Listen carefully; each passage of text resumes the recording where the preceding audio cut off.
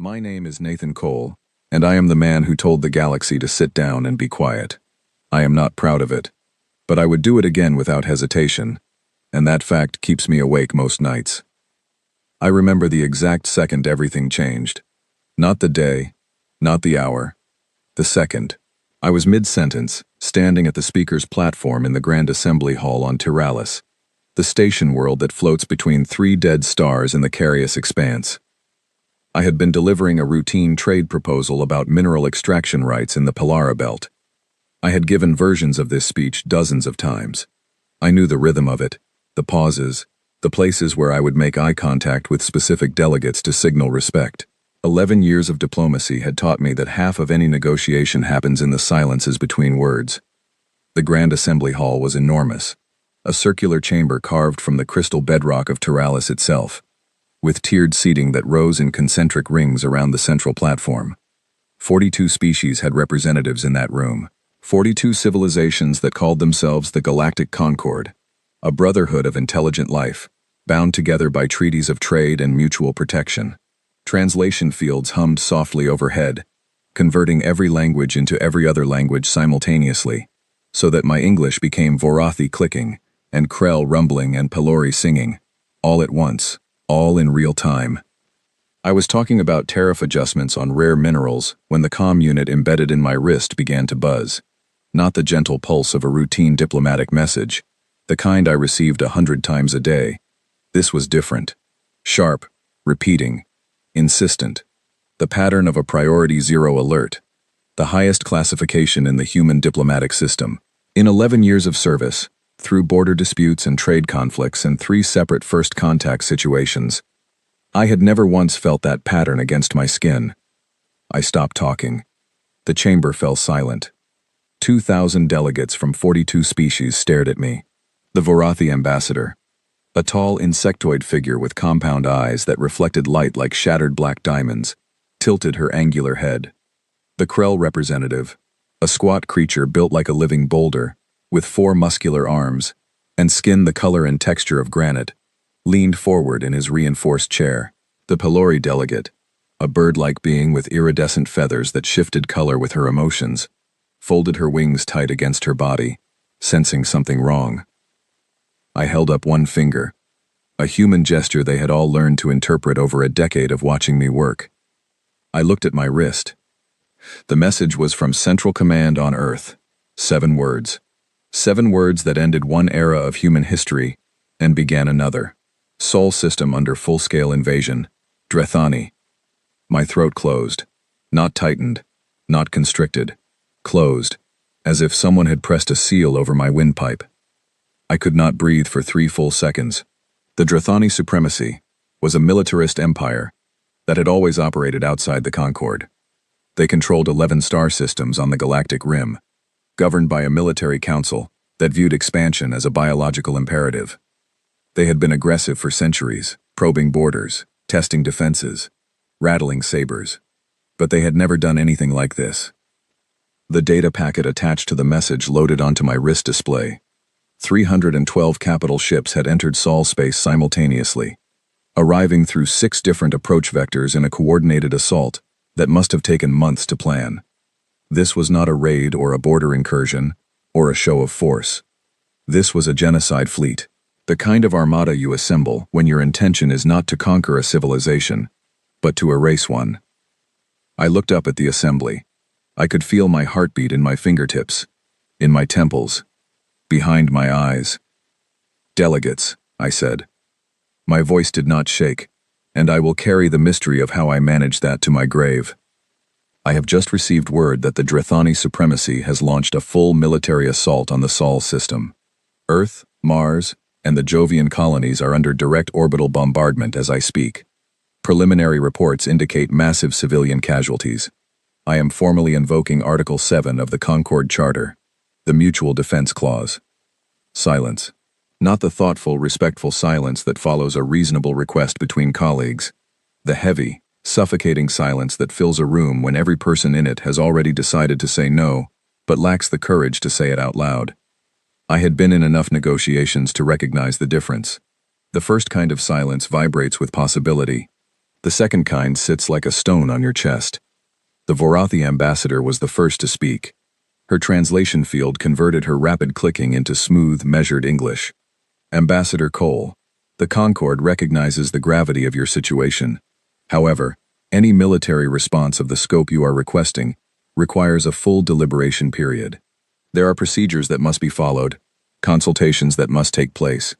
Surely you understand. Procedures, I repeated. I let the word hang in the air. Ambassador, the Drithani are bombing civilian population centers. Right now, as we stand in this chamber discussing procedures, children are dying, hospitals are being destroyed, entire districts are burning. I am not asking you for a committee meeting. I am asking you to honor the pact that every species in this room signed. The Krell representative spoke next. His voice was deep, resonant, like the sound of stones grinding together in a slow avalanche. The Krell Dominion sympathizes with humanity's plight. However, we believe diplomatic channels should be explored before any military commitment is made. Perhaps the Drithani can be reasoned with. Perhaps there is a resolution that does not require the Concord to expend significant military resources on what may be a localized conflict. Localized, I said. 300 warships and you call it localized? No one responded to that. I looked around the chamber, making eye contact with every delegate I could reach. The Pelori was studying her notes as if they contained the secrets of the universe. The Janeth ambassador, a thin, elongated being with silvery skin and too many joints, had turned his chair slightly away from me, as if that small rotation could excuse him from the conversation. The Mahari delegate was whispering to her aide. The Tessakine, the Dolvari, the Rumelan, every single one of them had found somewhere else to look, something else to focus on, anything that was not the human standing at the platform asking for help. I understood then, with perfect, bitter clarity. This was not about procedures or deliberation or diplomatic channels. The Concord was not refusing to help because they needed time to think. They were refusing because they had done the calculation. The Drithani were powerful, aggressive, and dangerous. Helping humanity meant fighting the Drithani. Fighting the Drithani meant casualties, expenditure, risk. And humanity, for all its kindness, for all its schools built on alien worlds, for all its medical missions and cultural exchanges, and decades of good faith partnership, was simply not worth that cost. We were the soft ones, the species that never fought, never pushed back, never raised its voice, the species that responded to every insult with a smile, and every provocation with an olive branch. And now, when we needed the galaxy to be what it had promised to be, our friends looked at us the way you look at a stranger drowning in deep water, when you have decided that jumping in is too risky, sympathetic, regretful, immobile. I closed my datapad. I straightened my jacket. I looked at the Vorathi ambassador with a smile that I knew was the saddest expression I had ever worn. Thank you for your candor, ambassador. I want every delegate in this chamber to remember this moment. Remember what you chose. Humanity will certainly remember. I turned and walked out of the Grand Assembly Hall. My footsteps echoed against the crystalline floor of the corridor outside. The walls of Teralis were semi-transparent, a feature the station's architects considered beautiful, and through them I could see the stars. Somewhere in that vast darkness, in a direction I could not pinpoint from here, my home was burning. Lucy Grant was waiting in the corridor. She was 28 years old, sharp as a blade, and in the 11 months she had worked as my senior aide, I had never seen her composure crack. It had cracked now. Her personal calm was clutched in both hands, and tears ran silently down her cheeks as she scrolled through the feeds. I could see the images reflected in her eyes, cities under bombardment, orbital platforms disintegrating into expanding clouds of debris, emergency channels saturated with distress calls that no one was answering. They said no, she said. It was not a question. They said later, which is their way of saying no while keeping the option to pretend they never refused. Lucy wiped her eyes with the back of her hand, a quick, angry gesture. So what do we do? I stopped walking. I leaned against the corridor wall and pressed my palms flat against the cool crystal. Through the transparency, I watched a Vorathi trade ship glide past the station, its running lights blinking green and gold, going about its business as if nothing had changed. Because for the Vorathi, nothing had. The galaxy was still the same place it had been an hour ago. Only our corner of it was on fire. I lifted my wristcom and entered a code I had memorized 12 years ago. A 16-character alphanumeric string given to me by a man whose name I never learned, in a room with no windows, on the day I accepted the position of senior ambassador.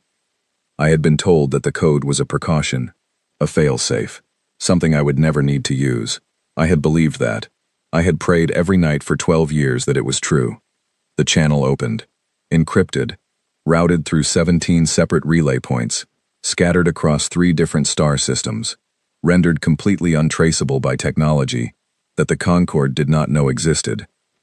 This is Ambassador Nathan Cole. Authentication code, Whisper 77 Black. The Concord has refused to intervene. I am formally requesting activation of the Eschaton protocols.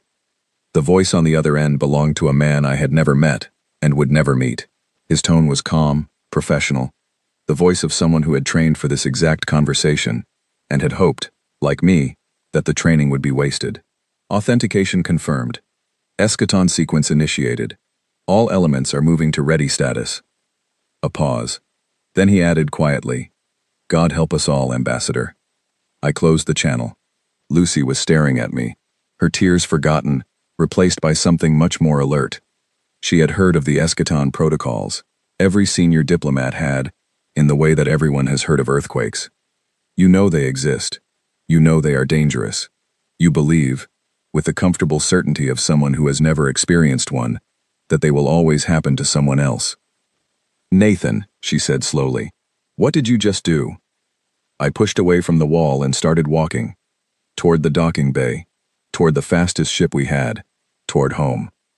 Something that should have been done 300 years ago. "Pack your things, Lucy. We are going home. And we do not have much time." Behind us, the Grand Assembly Hall continued to hum with diplomatic conversation. 42 species discussed trade routes and resource allocation and expressed measured concern about the unfortunate situation in the Sol system. Voices rose and fell in practiced cadences. Notes were taken. Proposals were drafted. The machinery of galactic governance ground forward, steady and indifferent, like a clock that does not care what hour it strikes. None of them noticed us leave. None of them understood what was coming. The courier ship was called the Whitfield. It was small, barely 50 meters from bow to stern, with a crew of 4 and passenger space for 6. On paper, it was listed as a standard diplomatic transport vessel, the kind of ship that every Concord member operated for moving ambassadors between systems. In reality, it was one of the fastest ships humanity had ever built, equipped with a drive system that bore no resemblance to the fusion engines the galaxy thought we used. It could cross the distance between Tyralis and Sol in just under 3 days. 3 days, 72 hours. I sat in the cramped passenger cabin, strapped into a seat that was designed for function rather than comfort, and calculated how many people would die in 72 hours. The math was simple and devastating. Based on the rate of casualties reported in the first transmission, the answer was somewhere north of 8 million. I did the calculation once, confirmed it, and then stopped thinking about numbers, because the numbers were turning me into something I did not want to be, while I was trapped in a metal tube, hurtling through the void, with nothing to do but think. Lucy sat across from me, monitoring the communications feeds on a portable display. Every few minutes, she would glance up at me, and I could see the question building behind her eyes. She wanted answers. She wanted to understand what the Eschaton protocols meant, what I had set in motion, what was waiting for us when we reached Sol. I owed her that explanation. She had left everything behind on Tyralis without hesitation, without complaint, because I had asked her to. The least I could give her was the truth. But the truth was enormous, and I was not sure I could carry it and hand it to someone else at the same time. I started with a story. It seemed easier than starting with the facts. When humanity first reached the stars, I said, 3 centuries ago, we were hopeful. More than hopeful, we were overjoyed. For the first time in our existence, we were not alone. We found the Tessakine, and they were gentle and curious. We found the Pelori, and they sang to us, and we wept at the beauty of it. We found the Krell, and despite their intimidating appearance, They turned out to be scholars and philosophers. We thought the universe was kinder than we had feared. Lucy was watching me, her display forgotten in her lap. We joined the Concord. We traded. We cooperated. We gave everything we had. We built schools on Vorathi colony worlds because their educational system could not keep pace with their population growth.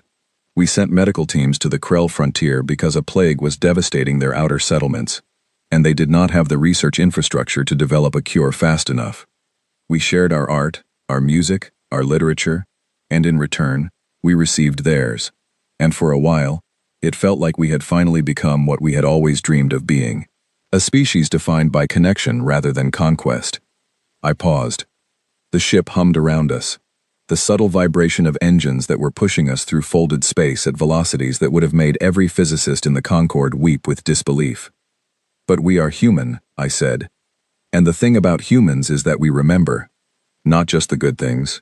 We remember every broken treaty in our own history, every genocide, every civilization that extended a hand in friendship and had that hand cut off at the wrist. We remember Rwanda and Armenia and the Trail of Tears and 1,000 other moments when one group of humans decided that another group was not worth keeping alive. We remember the cost of being trusting in a universe that does not always reward trust. Lucy set down her display. What are you telling me, Nathan? I am telling you that while our diplomats were shaking hands and building schools, another branch of our government was building something else. Quietly, secretly, with a budget that does not appear in any public record, and personnel who are listed in no official database. They did not do this because they wanted to. They did it because they knew, with the certainty of a species that has spent 200,000 years learning the hard way, that someday the kindness would not be enough. Someday, someone would come for us. And on that day, we would need to be ready. I told her about Eleanor Webb first. Webb was a physicist, born on a research station orbiting Jupiter, a quiet woman with an unremarkable public career and a classified research portfolio that would have rewritten every physics textbook in the galaxy. 60 years after first contact, working alone in a laboratory that officially did not exist, Webb cracked zero-point energy extraction. She found a way to tap into the quantum vacuum, the energy that exists in the fabric of empty space itself. Limitless power, drawn from the structure of reality. Every species in the Concord considered it theoretically impossible. Webb did it with a device that fit on a tabletop. The government of Earth faced a choice that day.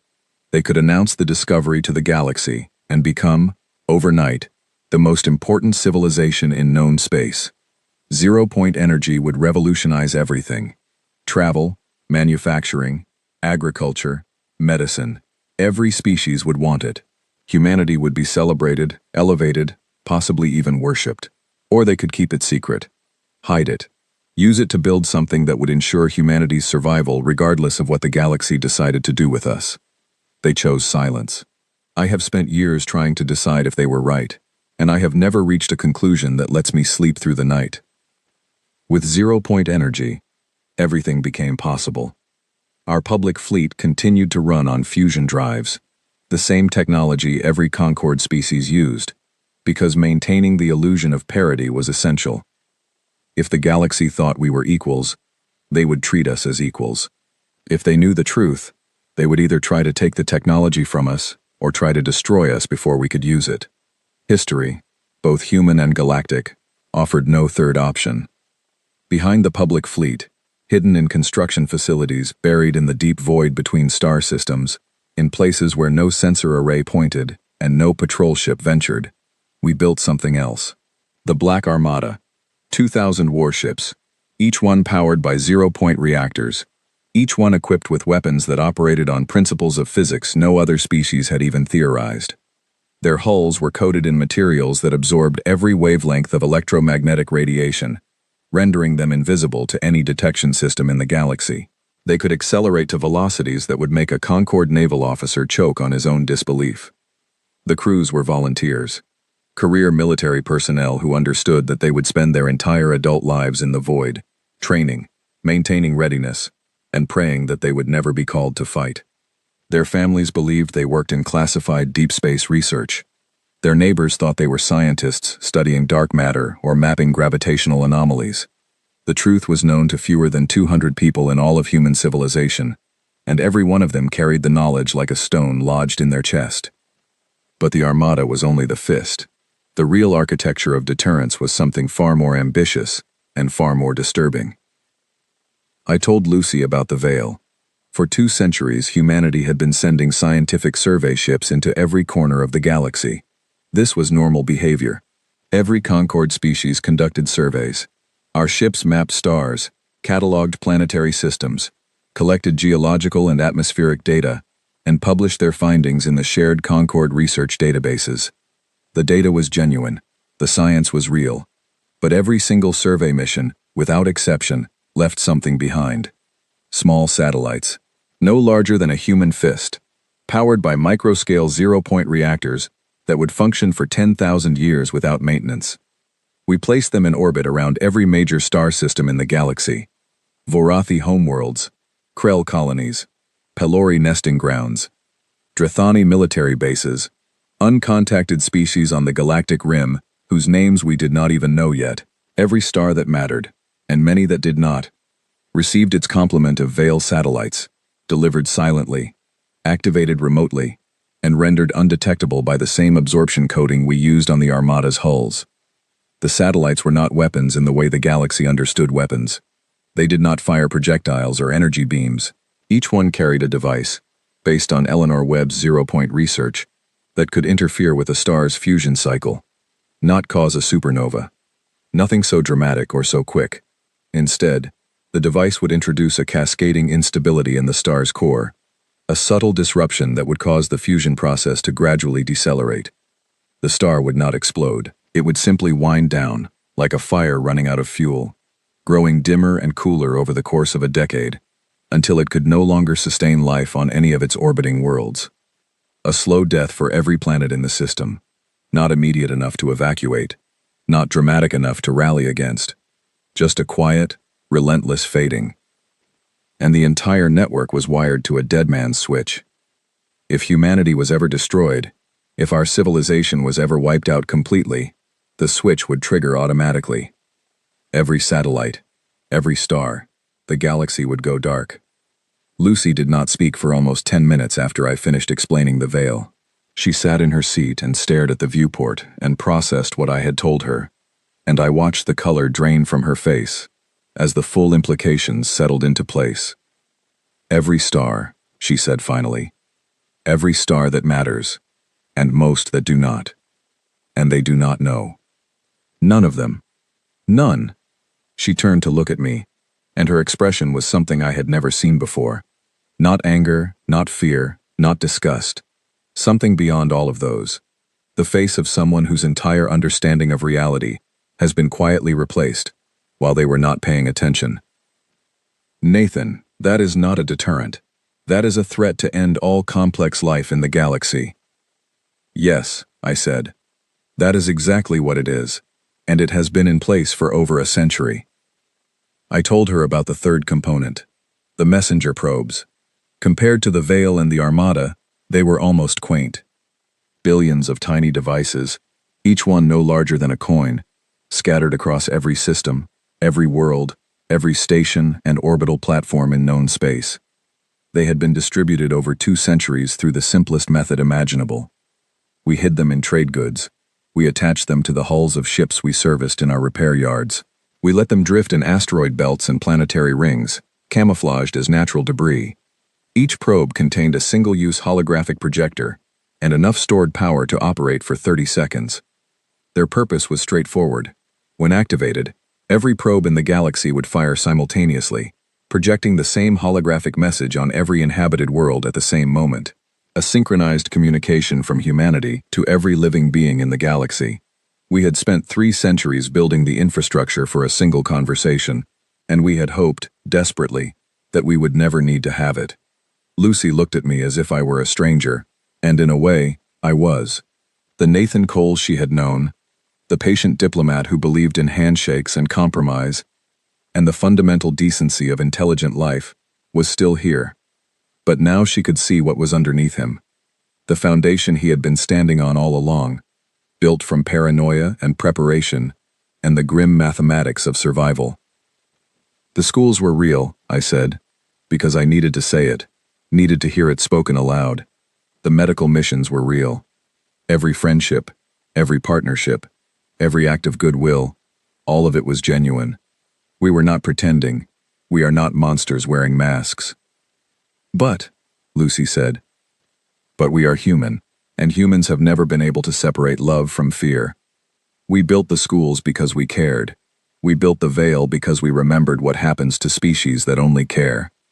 The comm panel chimed. Another update from Sol. Lucy read it, and I watched her jaw tighten. The Drithani had landed ground forces on 3 continents. Casualty estimates had passed 9 million and were accelerating. The names of destroyed cities scrolled across the screen like a funeral procession made of text. I checked the family notification channel. A message from my brother, sent 11 hours ago. My hands were steady as I opened it. My hands were steady. The rest of me was not. Nathan, Grace is gone. The Osaka bombardment. She was visiting Aunt Helen at the medical center. I cannot reach Helen either. Please come home. Please. Grace Holloway. My niece, 12 years old. She liked birds and strawberry ice cream, and building model ships at the kitchen table, while I told her stories about the alien species I had met. She had once drawn a picture of herself standing next to a Tessakine, both of them smiling, holding hands. She had written underneath it, in careful 12-year-old handwriting, "Friends across the stars." I kept that picture in my desk drawer at the embassy. It was probably ash now. I closed the message. I sat very still. Lucy watched me. She did not ask what the message said. She could read it on my face. When I spoke again, my voice sounded like it belonged to a different person. Older, harder, stripped of everything soft. Open a secure channel to Fleet Admiral Simon Drake. Lucy opened the channel without asking if I was sure. She had learned in that moment to stop questioning and start acting. Simon Drake appeared on the screen. A man in his early 60s with iron-gray hair, cut close to his skull, and eyes that looked like they had been watching the darkness for so long that they had absorbed some of it. He was aboard the flagship of the Black Armada, hidden in the void beneath the ecliptic plane of the Sol system, where no sensor could reach, and no fleet would think to look. He had been waiting for this call for 30 years. "Ambassador," he said. "Admiral, authorization is confirmed. The Concorde will not help us. Bring the Armada in." Drake studied my face through the screen. He was not looking for permission. He already had that. He was looking for something else. Doubt, perhaps. Or grief. He found the grief. I am certain of that. But he did not find any doubt. 2,000 ships, he said. Full readiness. We will be in engagement range in 4 hours. 4 hours. I did the math. More lives lost in 4 hours. More names that would end up carved in stone. Make it faster if you can. "We will do what we can, Ambassador." The screen went dark. The Whitfield drove on through the void, carrying us toward a home that was burning, toward a battle that would change the meaning of every star in the sky. The Drithani fleet was in a state of celebration when the Black Armada arrived. I learned this later, from intercepted communications that our intelligence teams decrypted in the days after the battle.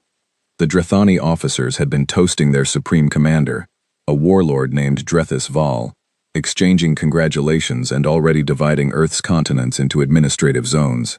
Val himself had broadcast a galaxy-wide victory declaration in which he described humanity as a failed experiment, a species that had wasted its potential on softness and sentiment, unworthy of the stars it had presumed to walk among. The Concorde watched his broadcast with the detached interest of spectators at a sporting event. Across 42 homeworlds, intelligence analysts and military observers monitored their long-range sensor arrays and saw exactly what they expected to see. A powerful military empire completing the destruction of a peaceful, defenseless civilization. Several Concorde delegations had already begun drafting proposals for how to redistribute humanity's former trade routes and resource agreements. The Janeth ambassador had reportedly begun negotiations with the Drithani for access to the Sol system's helium-3 reserves, before the bombardment was even complete. None of them noticed the shadows moving beneath the plane of the solar system. The Black Armada rose from the void like a tide of darkness. 2,000 ships, each one coated in radiation-absorbing materials that made them functionally invisible, ascending from below the ecliptic plane in perfect formation. They had been hiding there for 3 decades, drifting in the empty space where no planet orbited and no sensor pointed, running silent, waiting with the patience of something that has all the time in the universe and none of the urgency. Until now, the Drithani detected them 11 seconds before engagement. 11 seconds. Their sensor officers saw the readings and could not process them fast enough to form words. The shapes appearing on their screens did not match any known vessel configuration. The energy signatures were wrong, impossible. Reading is something that should not exist according to every model of physics the Drithani possessed. One sensor officer on a Drithani cruiser managed to transmit a single word before the first compression wave hit his ship. The word was, below. I watched it begin from the command deck of Drake's flagship, a vessel called the Nightfall. The Whitfield had rendezvoused with the Armada 40 minutes before engagement, and Drake had brought me aboard personally, giving me a seat at the observation station where I could see every tactical display, every sensor feed, every angle of what was about to happen. He wanted a witness. Not a military witness, not an officer who would write a report filed in some classified database.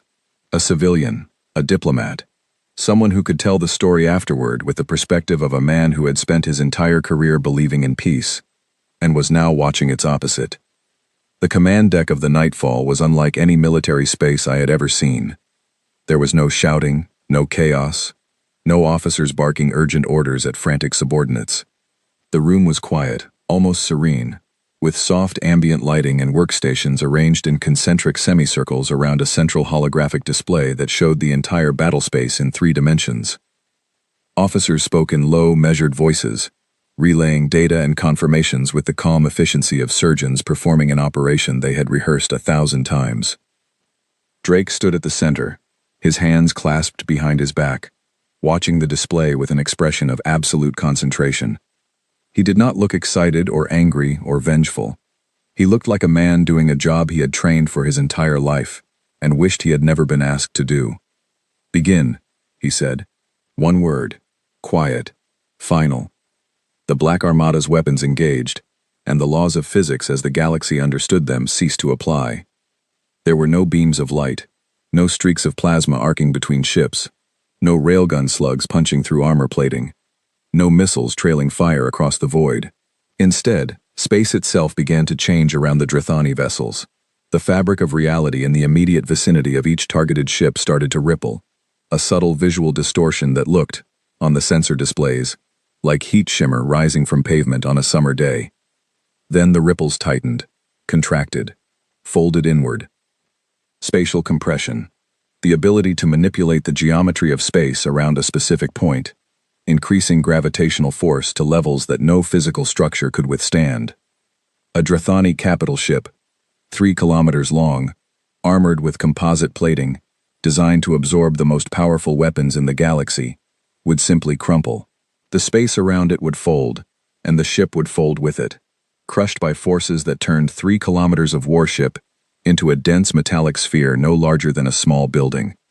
No explosion, no fire, no shower of debris.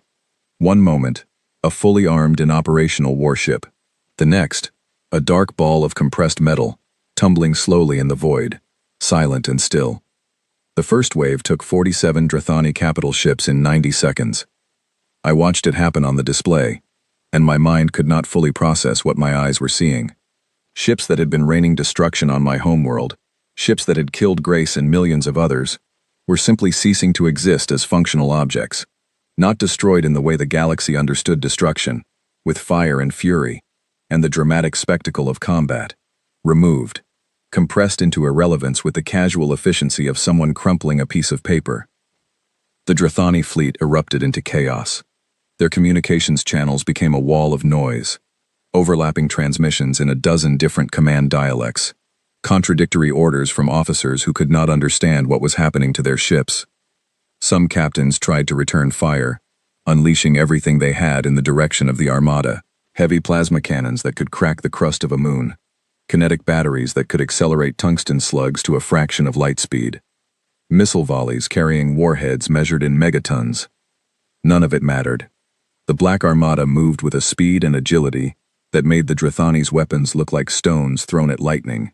Our ships changed direction instantaneously, appearing in positions that should have been impossible to reach, opening compression fields and folding Drethani vessels before their targeting systems could establish a lock. The Drethani were fighting an enemy that operated outside their understanding of what was physically possible, and the gap between their technology and ours was not a gap. It was an abyss. By the 6th hour, the Drethani had lost 140 ships. By the 12th hour, the number had passed 200. Their fleet had splintered into smaller groups, some trying to fight, some trying to run, some simply drifting with their engines cold and their weapons silent, hoping that stillness might save them where combat had not. Drake managed the battle with surgical precision. He did not waste resources. He did not pursue fleeing ships with more force than necessary. He directed the Armada like a conductor directing an orchestra, each movement deliberate, each decision calculated to achieve maximum expenditure of energy. And throughout it all, he gave one standing order that was never revoked, never modified, never questioned. All escape pods are to be retrieved. All surrendering vessels are to be secured. All prisoners will receive immediate medical attention and will be treated with full dignity and respect, no exceptions. A young officer named Peter Hale questioned this order once, early in the battle, when the casualty reports from Earth were still coming in and emotions aboard the Nightfall were running close to the surface. "Sir, with respect, these are the people who bombed our cities, our families, our children." Drake looked at him. The look lasted 3 seconds, and in those 3 seconds, Peter Hale aged 5 years. "Lieutenant, we are not them. That is the entire point. The moment we treat prisoners the way they treated our civilians, we become exactly what they accused us of being. We are better than that. We will prove it. Now carry out the order." Hale carried out the order. Every officer on that ship carried it out. Not because they agreed with it in their hearts, but because they understood what Drake understood, what I understood, what the architects of the quiet architecture had understood 3 centuries ago. The weapons were one message, the mercy was another, and both messages needed to be received together. Because a species that can fold your warships like tinfoil and also treats your wounded with compassion is far more terrifying than one that simply destroys. One is a monster. The other is something you cannot categorize, cannot predict, cannot dismiss. And it is the things you cannot dismiss that keep you awake at night. The battle lasted 60 hours. 60 hours to dismantle an invasion force of 312 capital ships crewed by the most aggressive military species in the galaxy. The Drethani fought hard. They fought with everything they had, because the Drethani understood combat the way humans understood diplomacy, as an art form refined over generations. They regrouped 3 times, each time attempting a different tactical approach. A concentrated push at the Armada's center, a wide flanking maneuver, a desperate sprint for the Sol system boundary, hoping to reach open space and scatter. None of it worked. The Black Armada adjusted to every tactic within minutes, closing gaps, cutting off escape routes, folding ships with the same relentless mechanical patience it had displayed since the first compression wave. By the 48th hour, only one Drethani vessel was still fighting. The Iron Verdict, Supreme Commander Drethus Val's flagship, a massive warship nearly 5 kilometers long, the largest military vessel the Drethani had ever constructed. It was surrounded on every side by Armada ships. Its weapons were still firing, but its shots were wild, unfocused, the flailing of a wounded animal that refuses to accept what is happening to it. Drake opened a direct channel. His voice was calm, almost gentle. "Supreme Commander Val, your fleet is gone. Your invasion has failed. You have 2 options. Power down your weapons and surrender, and your crew will live. Continue fighting, and they will not. I am giving you 60 seconds to decide." Silence on the channel. Then Val's voice, thick with something I had never heard from a Drethani. "What are you? We studied your species for decades. You had no military capability. You had no weapons worth respecting. What are you?" Drake glanced at me. I do not know what he saw in my face, but whatever it was, it made him nod slightly before turning back to the comm. "We are human," he said. We are what happens when you push the quiet ones past the point of patience. Power down your weapons, Commander. I will not ask again. The iron verdict went dark. Weapons offline. Engines cold. The last Drathani ship in the Sol system had surrendered. Drake exhaled slowly. Around the command deck, officers sat in stunned silence, the reality of what they had just accomplished settling over them like a weight. 30 years of hiding, of training, of waiting in the dark, and it was over in 60 hours. An officer approached Drake. Admiral, final consolidated casualty report. 14,200,000 human casualties across all Sol system engagements, civilian and military combined. Armada losses are 0 confirmed, 3 ships with minor structural damage. 0 losses, 2,000 ships against 312, and we had not lost a single one. The technological gap was that vast.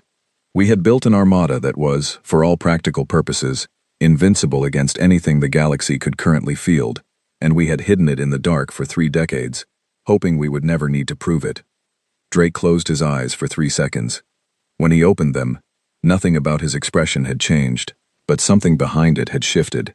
Some internal architecture rearranging itself around the weight of 14 million dead, and the knowledge that the hiding was over. The galaxy knew now. There was no going back to what we had been.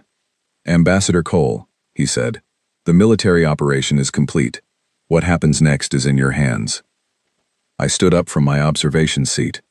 My legs were stiff from sitting for hours without moving, and my back ached, and there was a hollow space behind my ribs where something important used to be.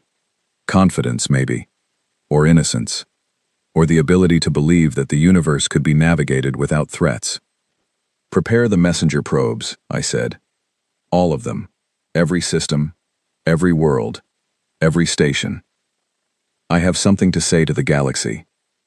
Drake gave the order. Across the Milky Way, in star systems separated by thousands of light-years, billions of dormant devices began to wake, in asteroid belts and planetary rings, on the undersides of trade stations and the hulls of cargo ships, inside communications relays and weather satellites, and navigational buoys. The messenger probes powered on for the first and only time in their existence, and waited for their signal. I walked to the recording chamber, a small, bare room in the interior of the Nightfall, originally designed as a backup communications center, now emptied of everything except a single camera, mounted on a tripod, and a small light that would tell me when the recording was live. I had changed into civilian clothes before entering, a simple gray shirt and dark trousers, no uniform, no medals, no flags behind me, no podium, no seal of office, no symbols of authority. I wanted them to see a man. Not a general, not a president, not a symbol of military power. A man, standing alone in an empty room, with nothing to hide behind. Lucy met me at the door. Her eyes were red but dry. She had done her crying. What was left was something harder and more useful. The network is synchronized, she said. Every probe in the galaxy is linked and waiting. When you begin, the signal will propagate through the relay system. Every inhabited world, every orbital station, every ship with a communications array will receive the broadcast simultaneously. There will be no delay, no warning. It will simply appear. How many beings will see it? She checked her datapad. Conservative estimate, based on population data from the Concord census. Roughly 300 billion. 300 billion. Every sapient creature in the galaxy, watching a man in a gray shirt tell them the truth about the species they had dismissed as soft. Are you ready? Lucy asked. No, I said, but readiness is not the requirement. Necessity is. I walked in. The door closed behind me. The camera activated. A small red indicator light blinked once, then held steady, and I knew that in control rooms across the Nightfall, technicians were confirming the link to the messenger network, verifying signal integrity, preparing to transmit my face and my voice to every corner of the galaxy. I took a breath. I thought about Grace. I thought about the 14 million. I thought about the assembly hall on Teralis, and the 42 species that had chosen to look away. Then I spoke. My name is Nathan Cole. I am the senior ambassador of the human species to the Galactic Concord, and what I am about to tell you is the truth. I will say it once. I will not repeat it, and I will not apologize for any of it. 12 days ago, the Drethani Supremacy launched an unprovoked assault on the Sol system, the home of the human species. 312 capital warships entered our space without warning and began the systematic bombardment of our worlds. 14 million of our people are dead. Cities that stood for centuries have been reduced to rubble, hospitals, schools, homes, parks where children played, all of them gone. Families that will never be complete again, lives that will never be lived. In accordance with the treaties we signed in good faith, we invoked the Mutual Defense Clause of the Concord Charter and asked our allies for help. We asked the Vorathi, we asked the Krell, we asked every single species that had shaken our hands and called us friends, and benefited from our generosity for 300 years. Not one of them answered. Not one of them sent a single ship. You watched us burn, and you decided that we were not worth the trouble of saving. I am here to tell you that we saved ourselves. The Drethani invasion fleet has been destroyed. Completely. Irrevocably. Every ship. Neutralized in 60 hours by a military force that none of you knew existed. I am not going to explain the technology. I am not going to share the specifications. What I am going to do is show you the sensor data from the engagement, so you can see for yourselves what happened and draw your own conclusions about what it means. But the fleet is not the message. The fleet is simply proof that the message is credible. The message is this. For 3 centuries, humanity has maintained a network of devices in orbit around every major star system in this galaxy. Your star systems, your homeworlds, your colonies. They were placed by our survey ships over the course of 200 years, and they are undetectable by any sensor technology currently available to any Concord species. Each device is capable of disrupting the fusion process of the star it orbits, not rapidly, not dramatically, but permanently. A star affected by these devices will gradually cease to function. Within a decade, it will no longer produce enough energy to sustain life on any of its planets. This network is called the Veil, and it is connected to a dead man's switch. If human civilization is destroyed, every device in the network activates automatically. Every star, every system, every world. The galaxy goes dark, and nothing survives. I want to be very clear about what I am telling you. This is not a bluff. This is not a negotiating position. The Veil has been operational for over 100 years. You are hearing about it now because 12 days ago, an alien empire tried to wipe us out, and you, our allies, our partners, our friends, chose to let it happen. That choice has consequences. Here are the consequences. We are not conquerors. We do not want your worlds. We do not want your resources. We do not want to rule you, control you, or change you in any way. We are going to go home. We are going to bury our 14 million dead. We are going to rebuild our cities and our lives and our future. And we are going to leave every single device in the Veil exactly where it is. This is not a declaration of war. It is a declaration of consequence. You are free to live as you choose. Govern yourselves as you see fit. Trade, explore, expand, believe whatever you wish to believe. We will not interfere. If the Concord will have us, we will return to our seat and continue to be the partners we have always been. But know this, if any species, any alliance, any empire, any single warship fires on a human world again, the Veil activates, not against the attacker alone, against everyone, every star, every system, everything ends, and nothing that comes after will remember that any of us were here. We have spent 300 years surviving in the void between stars. We have proven that we can live in the dark. We have done it for 3 decades already, building, preparing, and waiting. Can you say the same? Can any of you survive without your son? I did not want to stand here. I did not want to give this speech. I became a diplomat because I believed that intelligent species could choose cooperation over conflict, empathy over indifference, courage over convenience. I still believe that. But 14 million of my people are dead because we relied on belief instead of certainty, and I will not make that mistake again. This is humanity's final message to the galaxy. Understand it. Remember it. There will not be another. The red light blinked off. I stood in the empty room and listened to the silence. Not the silence of a pause, but the silence of an ending. Something had been closed. A door, a chapter, an era. Whatever humanity had been before this moment, we were something else now, and there was no path back to what we had been. My hands were trembling. I pressed them flat against my legs and waited for the shaking to stop. It did not stop.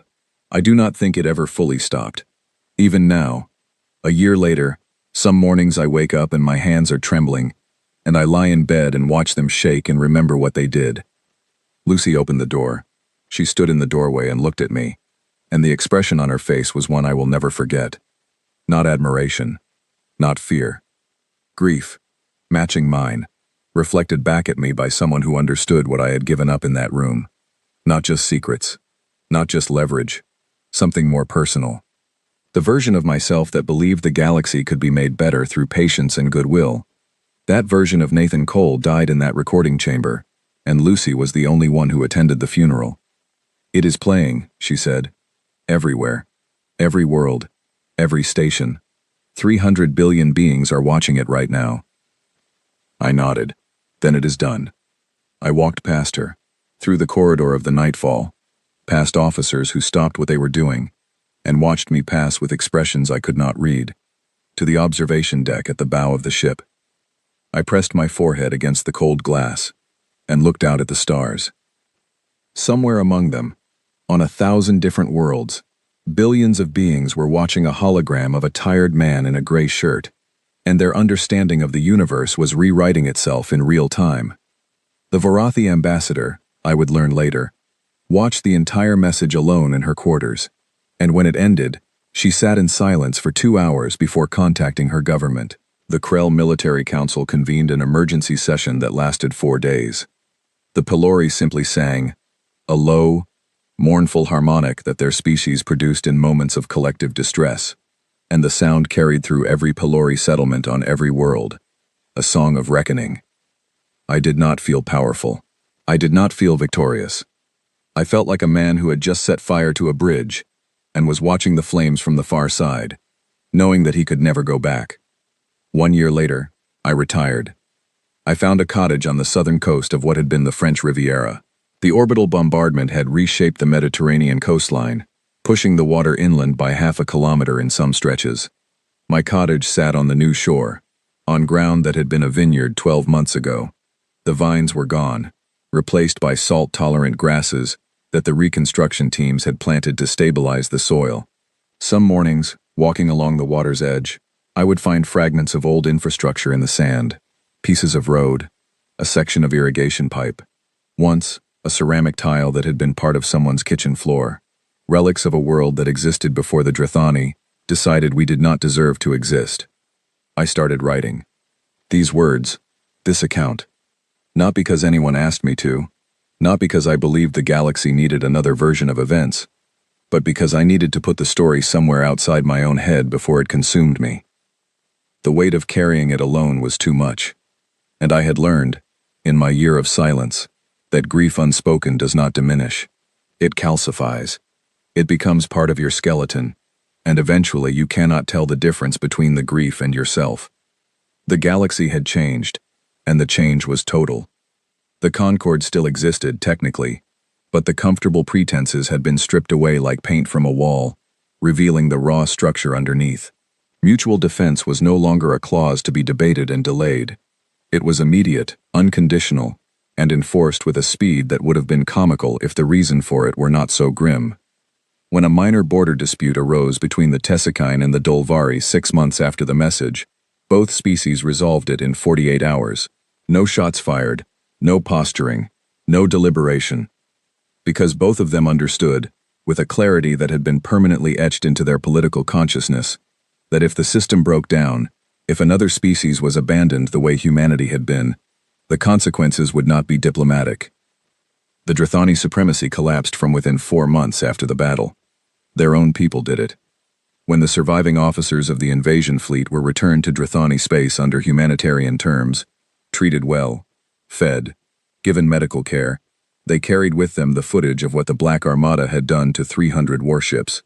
The Drathani public, raised on decades of propaganda about their military supremacy, watched their fleet fold in on itself like wet paper, and understood that their leaders had dragged them to the edge of extinction for the sake of pride. The uprising was swift. The War Council was removed from power. A provisional civilian government petitioned for observer status in the Concord, and it was granted unanimously, because nobody wanted to be the species that said no to the Drathani while humanity was watching. I followed these developments from my cottage, reading intelligence summaries that Lucy forwarded out of habit. She had been promoted 3 times since our return to Earth, and now held a position that would have taken most diplomats 20 years to reach. She called me every week. The calls followed the same pattern every time. She would tell me the news. I would listen. She would ask how I was. I would tell her I was fine. She would not believe me, and I would not expect her to, and we would both accept the polite fiction and move on. The truth was that I was not fine, and I was not sure I would ever be fine again, and the word fine had lost most of its meaning for me anyway. I was functional. I ate meals. I slept, though rarely well. I walked the new shoreline every morning. I sat on my porch and watched the waves. I wrote. And every week, without fail, I drove to the memorial fields outside New Geneva. They had built the memorial on a high plateau overlooking the lake, a vast expanse of black stone laid flat against the earth, stretching in every direction as far as the eye could follow. 14,200,000 names carved into the stone in letters small enough that you had to kneel to read them. The memorial had no walls, no borders, no defined edge. It simply spread outward, name after name after name, until the names became the landscape, until you could not tell where the memorial ended and the world began. Walking its full length took 2 days. I know this because I walked it 3 times, end to end, reading names until my eyes blurred and my knees ached, and the faces of strangers swam in my vision like ghosts. Grace Holloway. Row 7, Section 14. Stone 2247. My niece, 12 years old. The stone recorded her name, her dates of birth and death, and the single word Osaka, the city where she died. It did not mention that she liked birds. It did not mention the picture she drew of herself holding hands with a Tesakine. It did not mention strawberry ice cream or model ships, or the way her laughter sounded in the kitchen on Sunday mornings. Stones do not have room for the things that matter most. I visited her every week. I brought flowers when the gardens had recovered enough to produce them. When they had not, I brought myself, and I stood there, and I talked to her the way I used to when she was alive, telling her about my week, about the weather, about the book I was reading or the bird I had seen from my porch. I told her about the long quiet, as people had started calling it, the unprecedented era of galactic peace that had descended like a blanket over every civilization in known space. No wars, no invasions, no border skirmishes, no arms races, just silence, vast and unbroken, from one end of the galaxy to the other. I did not tell her why the silence held. I could not bring myself to explain to a 12-year-old girl, even a 12-year-old girl who was no longer there to hear me, that the peace she would have loved was built on the threat of total annihilation. She had believed in the good version of humanity, the version that builds and heals and reaches out across the void with open hands. I could not tell her that the version of humanity that actually saved us was the one that put a loaded weapon against the temple of every star in the sky. Simon Drake visited me 8 months after I retired. He came unannounced, arriving in a civilian ground car, wearing ordinary clothes that looked strange on a man whose body had been shaped by 30 years of military service. We sat on my porch and drank coffee and watched the waves reshape the new shoreline. The Armada is being drawn down, he told me. 1,200 ships instead of 2,000. There is political pressure to go further. Is that wise? Drake shrugged, a gesture that looked wrong on him, too casual for a man who had spent his life maintaining perfect posture. The veil is the real deterrent. Always was. The Armada was the backup plan. As long as every star in the galaxy has a satellite in orbit, nobody is going to start anything. Nobody, I said. That is a large claim. It is a mathematical certainty. I have seen the game theory models. The veil makes aggression irrational for any actor, regardless of their motivation. ideology, or strategic position. There is no scenario in which attacking humanity produces a favorable outcome. The math is absolute. Math is absolute, I agreed.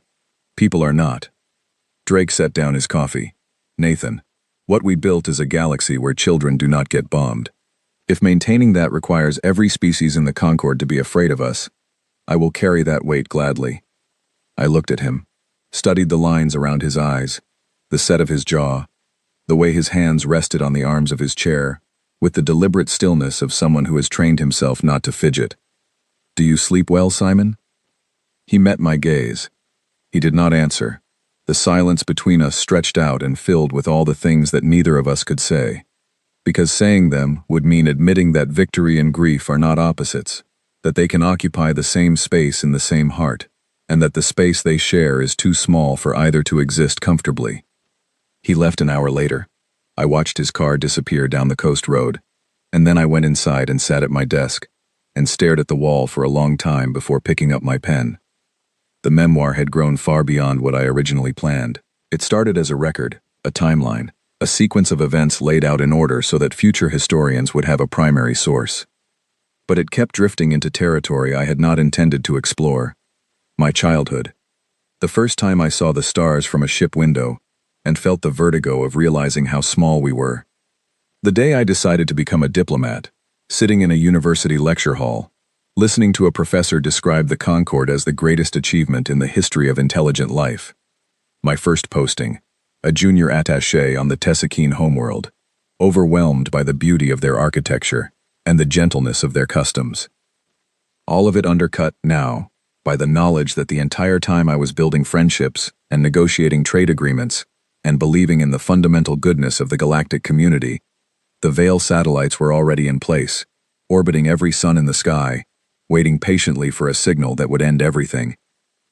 Were we always this? I asked myself. Was the kindness real, or was it camouflage? Were the schools and the medical missions and the cultural exchanges genuine, or were they cover for the survey ships that planted the Veil? Could both things be true at the same time? Could we be genuinely kind and genuinely prepared for the worst, without one negating the other? I wanted to believe that both were real. That building the Veil did not undo the schools. That the mercy we showed the Drithani prisoners was not undermined by the threat we made to every star in the galaxy. I wanted to believe that love and caution could coexist. That preparing for the worst did not mean expecting it. That we could hold a hand out in friendship while keeping the other hand behind our back without being liars. I wanted to believe it. Most days I almost could. It was on one of the days when I could not that the visitor arrived. The shuttle landed on the small pad behind my cottage in the late morning. I heard the engines, a distinctive high-pitched whine that I recognized as Vorathi design, and went to the window. The craft was sleek and angular, with the tri-wing configuration used by the Vorathi diplomatic service. It settled onto the pad with the precision of a species that took engineering personally. I opened my front door and waited. The Vorathi who descended the ramp was young. Her exoskeleton was a vivid emerald green, not yet darkened to the near black that came with age among her species. Her compound eyes were wide and mobile, taking in the cottage, the coastline, the sky, everything at once, with the panoramic vision that Vorathi used to compensate for their inability to turn their heads. She wore a translator collar that converted her rapid mandible clicks into accented English with a half-second delay. Ambassador Cole? Former ambassador. I have been retired for some time. My name is Seelith Vaughn. I am a junior attaché with the Vorathi mission to Earth. I carry a formal message from the Vorathi Assembly, but I also have a personal question, if you would permit me to ask it. I studied her for a moment. She was nervous. Her upper limbs were clasped tightly against her thorax, a Vorathi posture that indicated anxiety. Whatever she had come to ask, it was not the formal message. The formal message was the excuse. The question was the reason. Come inside, I said. I will make tea.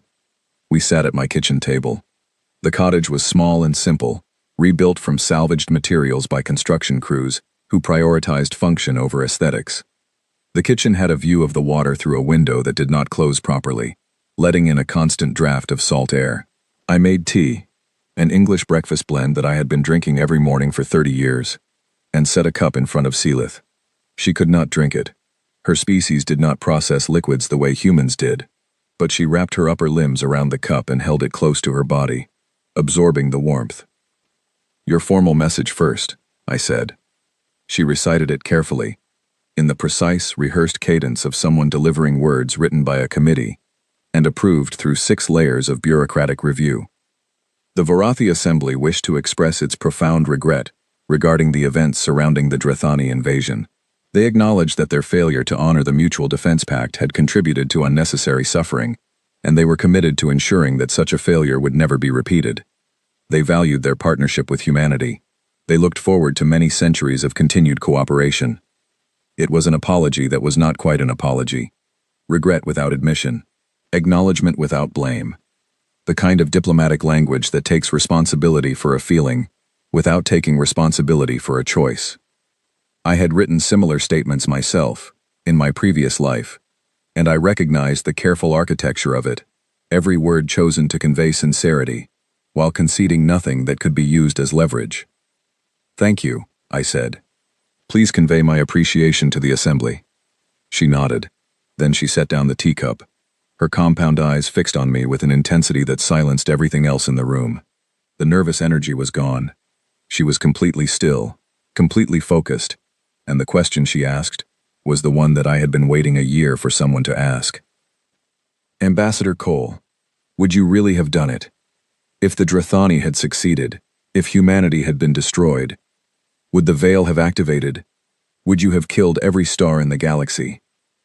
There it was, the question beneath all the other questions, the one that every intelligence agency, every military analyst, every philosopher and theologian, and frightened citizen on every world in the Concord had been debating for 12 months.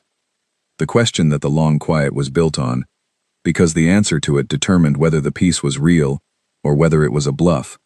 And if it was a bluff, then someone, someday, would call it. I looked at Seelith Vaughn. I looked at this young Varathi diplomat sitting in my kitchen, in a cottage built on reshaped ground, surrounded by the sounds of waves and wind, and the distant calls of seabirds that were slowly returning to a coast that had been scoured by orbital fire. I looked at her, and I thought about the question with the full weight of a year of solitary contemplation. The honest answer was complicated. The veil was automated. Its dead man's switch was designed to function without human input, triggering if certain conditions were met, specifically the confirmed destruction of human civilization. In that sense, the question was moot. If we were gone, the veil would activate regardless of anyone's intention. That was the whole point. A deterrent that relies on a conscious decision to use it is not a deterrent at all, because the enemy can always gamble that you will flinch. The veil removed the flinch from the equation.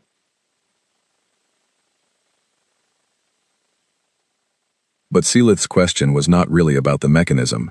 She was not asking me about automated switches and trigger conditions. She was asking about intent, about the moral architecture behind the engineering. Did we build the veil hoping it would never fire, a regretful precaution taken by a species that wished it lived in a kinder universe? Or did we build it with the cold acceptance that if it came down to it, we would let everything end rather than go quietly? I thought about grace. I thought about 14 million names carved in black stone that stretched to the horizon. I thought about the Grand Assembly Hall on Teralis and the 42 civilizations that turned away. I thought about Eleanor Webb in her laboratory, cracking the secret of zero-point energy and handing it to a government that chose to build weapons with it instead of wonders. I thought about Simon Drake spending 30 years in the void, training for a battle he hoped would never come. I thought about myself, standing in an empty room, telling 300 billion beings that their stars were hostages. I thought about all of it, every piece of the story, every choice that led to this moment, this kitchen, this question. And then I answered, "What do you think?" Seelith Vaughn stared at me. Her compound eyes caught the morning light coming through the crooked kitchen window, and they fractured it into dozens of tiny reflections, each one showing my face from a slightly different angle, like a mosaic of the same tired man repeated across the surface of her gaze. She did not answer for a long time, and in that silence, I watched her see it. The thing, the quality, the essence, the fundamental characteristic that every alien species had been trying to identify and categorize since the message. The thing that made humanity different from every other civilization in the galaxy. The thing that allowed us to build schools with one hand and doomsday devices with the other. To show mercy to the soldiers who killed our children. To threaten the annihilation of every living thing in the universe while wearing a gray shirt and speaking in a calm voice. It was not anger, not cruelty, not madness or fanaticism or cold-blooded calculation. It was grief. Simple, bottomless, ancient grief. The grief of a species that has been burying its children for 200,000 years and has never stopped hoping that the next century will be different and has never stopped preparing for the possibility that it will not be. We did not build the veil because we wanted power over the galaxy. We built it because we loved what we had, and we had learned, through millennia of painful experience, that love without the ability to protect it is just a more elaborate form of loss. We built it because there is no contradiction between reaching out your hand and keeping a weapon behind your back when you have been bitten enough times to know that not every hand you reach toward will be gentle. Seelith Vaughn stood. She bowed her head in the Vorathi gesture of deepest respect, a slow inclination that exposed the vulnerable joint at the base of her skull, the most trusting gesture her species could make. She held it for 5 full seconds. Then she straightened, turned, and walked out of my cottage without saying another word. I watched her shuttle lift off and climb into the morning sky, its tri-wings catching the sunlight, shrinking to a bright point among the clouds before disappearing entirely. Then I went back inside. I sat down at my desk. I picked up my pen, and I wrote the last words of the story you are reading now. They call it the long quiet. This era of peace that we stumbled into through a door we never wanted to open. No wars, no invasions, no empires rising on the bones of the weak. Just silence, stretching from one arm of the galaxy to the other, held in place by the weight of what we showed them we could do, and the mercy we showed them we would choose. I wish I could tell you it feels like victory. It does not. It feels like standing alone in a room full of people who will never look at you the same way again. It feels like building the most beautiful garden in the world, and knowing that underneath the soil, you buried something that could poison everything if the ground ever shifts. But Grace's name is on that wall, and the galaxy is quiet, and the children who are growing up right now, human, and Vorathi, and Krell, and Drathani, and every other species under every star, will live their lives in a universe where nobody dares to start a war. They will play in parks that were rebuilt from rubble. They will study in schools that were constructed on the ashes of the ones we lost. They will look up at the night sky and see the same stars that I see from my porch every evening, and they will not know, most of them, what is hidden in orbit around each one. That is the gift we gave them. Peace, purchased at a price that I will spend the rest of my life trying to justify, built on a foundation that I pray will never be tested, maintained by a silence that is equal parts love and fear. I have decided, for Grace's sake, if not my own, that quiet is enough. It has to be enough. Because there will not be a second chance.